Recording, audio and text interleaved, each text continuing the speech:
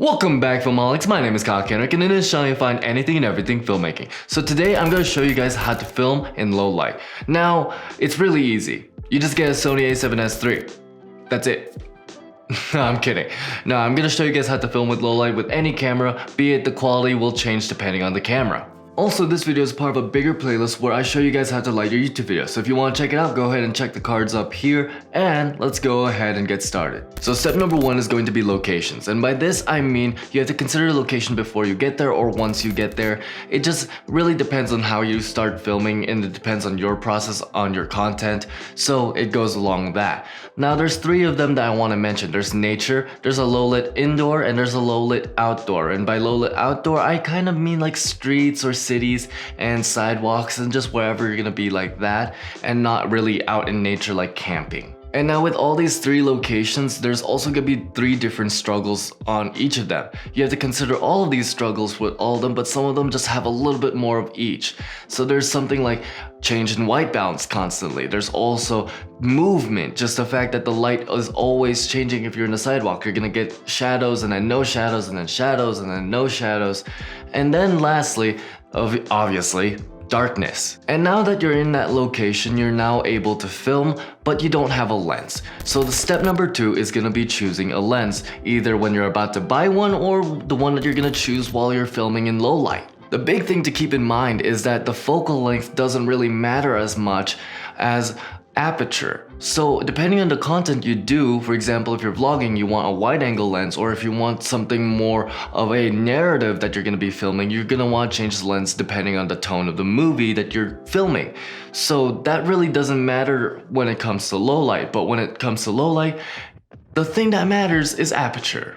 So the second thing to keep in mind is going to be basically full frame versus APS-C. Full frame is going to be better and have more dynamic range than an APS-C camera. So just keep that in mind while you're filming if you have an APS-C camera or a full frame camera. So those two things are going to be what you consider before you purchase or pick a lens for low light purposes. Now, here are two examples of why. Example number one is going to be an APS-C lens, and for this you're going to want an aperture of f2 or lower.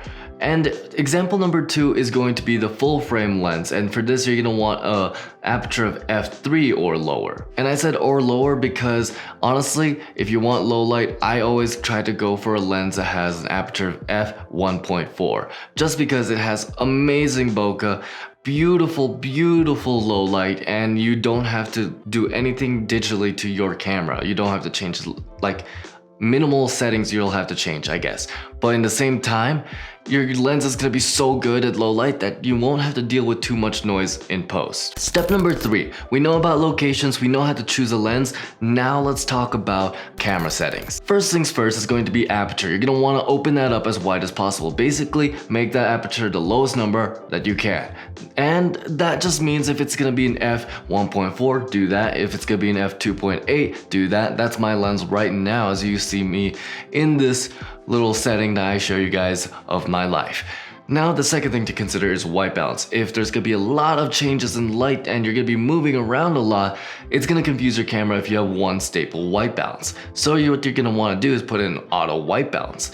But if all the lights are similar, then I would honestly have a staple white balance. And I show you guys how to do this in this video up here. Check that out in the cards.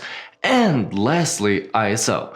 ISO, I like to keep it in its native ISO, which means between its like first three ISO settings. But if you have to break that, that's okay, because in post you can denoise it. But just make sure that if you can have it in native ISO and all you have to do is open up the aperture or other things like light better or just certain things like going to the better setting in that environment to just have better lighting on your face or the subject alone, there you go, it's perfect. Because native white balance means there's going to be less noise that you have to deal with in post. The last setting to consider is going to be dependent on the camera you have. So for some cameras, in like the older cameras anyway, they don't have picture profiles. Now most APS-C cameras that get released, they do have picture profiles. So if you have a log footage or something like a hybrid log like HLG, then I would go for one of those because those will increase so much of your dynamic range that it will help you when you film in low light. There's gonna be a lot less noise. You just have to tweak it a little bit And there's gonna be a lot of tutorials on that on either this channel or maybe other channels, and I would check those out just to really find your style. And now finally, the last step is going to be step number 4, and that's the filming process. And the advice I have for this is going to be very minimal. It's basically try to maintain a strong yet diffused light on your subject. If you can't get diffused because you're just out in nature or out in the streets and you can't really control the lights of the streets unless you're in Watch Dogs somehow. But if you can't control the light, just make sure it is a strong light on your subject and maintain that. The next thing you're going to want to do is move within the circle of that light so the light doesn't change as much, so that you don't have to deal with a lot of color temperature changes. I can't say that right, and that's like the second time I tried to say that. Color temperature changes. So the more you change... Oh, fuck. Okay. So I have one big advice for... Okay. So I have one big advice for this, and it's gonna be very minimal in a way, but that's because it is your content, it is your vision that you want to put on the screen, so I don't want to control that. What I want to help with is how to make that shot look a little bit better by having better light. And what I mean by this is to try and maintain a strong, and maybe you can diffuse light.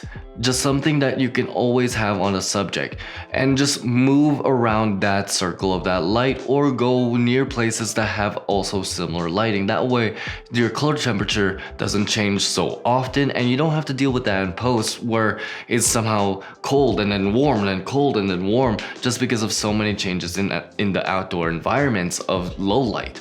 So just keep that in mind and film around those lights. And now for Kyle's conclusions. To summarize, basically, you're gonna want to think about the location, use the right lens, use the right camera settings, and film around a strong light. And if you guys want more lighting tips, there's gonna be a link up here and down in the description below for the playlist on how to light your YouTube videos, so go ahead and check that out.